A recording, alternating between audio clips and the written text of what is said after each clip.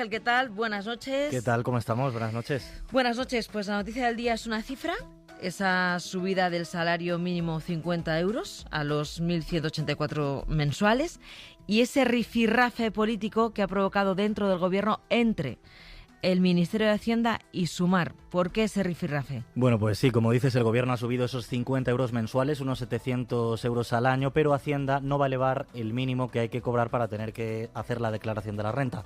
Esto lo que va a provocar es que haya trabajadores que, aun cobrando el sueldo mínimo, vayan a tener que hacer la declaración y, por tanto, cotizar por primera vez. Se calcula que no van a ser todos estos trabajadores beneficiados, porque ya sabemos que hay exenciones y esta medida va a poder afectar a al 20% de los trabajadores que cobran el salario mínimo, la mayoría solteros sin hijos.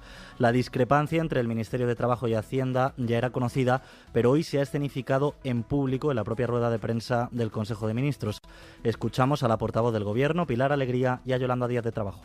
Esa parte que dicen que se lleva Hacienda va directamente a consolidar y a mejorar los servicios públicos de los que todos los ciudadanos hacemos uso. Y es que hay que hacer pedagogía fiscal en España. Pero la pregunta no es si subir o bajar impuestos, la pregunta es quién tiene que pagar impuestos. Y creemos, lo que siempre hemos creído, que la justicia fiscal empieza por arriba, no por abajo. Así que se ha escenificado desde esa misma mesa la división entre las dos patas del Gobierno, unas discrepancias importantes y que han empañado lo que el Gobierno quería que quedase como lo importante, que es esa subida de 50 euros en el salario mínimo. Sí, pero por su parte Sumar lo que ha hecho ha sido presentar una proposición de ley en el Congreso para que aquellos que cobren el sueldo mínimo no tengan que tributar. Sí, Sumar ha defendido que va a ejercer su autonomía parlamentaria y a última hora de la tarde ha presentado en el Congreso una proposición de ley en ese sentido. En un comunicado, el grupo afirma que la decisión de Hacienda se ha trasladado de forma unilateral y sin consenso con ellos, que son, recordemos, socios del Gobierno. Así de dura ha sido Aina Vidal, que es la portavoz adjunta de Sumar. Bueno, es de risa que esto venga precisamente de un partido que se ha negado a hacer una reforma fiscal profunda, que es la que nos permitiría precisamente poder tirar adelante con medidas tan importantes como la prestación por hijo a cargo, que de nuevo es una propuesta que ayuda muchísimo y que tendría mucho que ver con la reducción, en este caso, de la desigualdad.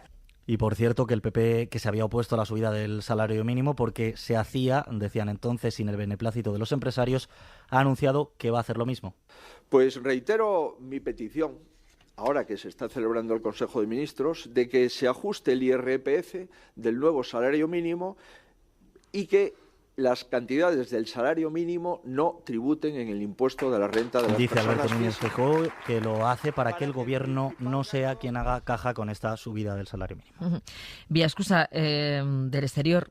Estamos con la mirada puesta en el sábado, que es cuando Hamás tendría que devolver a los rehenes por el compromiso de la tregua.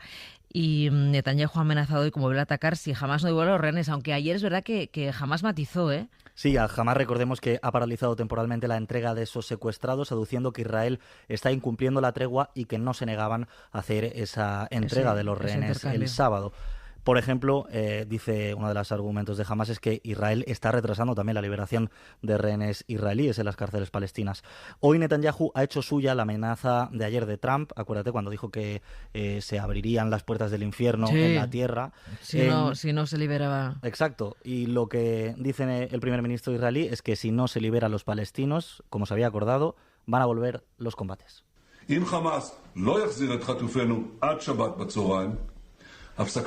Así que nada, hasta el momento 16 de los 33 rehenes israelíes que iban a ser liberados en la primera fase de este alto el fuego están ya con sus familias y todo esto, bueno, mientras que Donald Trump insiste en su plan para reubicar a los palestinos de Gaza en otros países. Hoy se lo ha dicho al rey de Jordania, que es uno de los estados que según él debería acoger a los más de 2 millones de personas. Le ha dicho que tiene una parcela, que espera que haya una parcela en Jordania y otra en Egipto para acoger a esos 2 millones de palestinos. ¿Qué ha dicho el rey jordano? Bueno, pues en Twitter dice que su compromiso es con que los palestinos sigan viviendo en su tierra. Vale, nos actualizáis.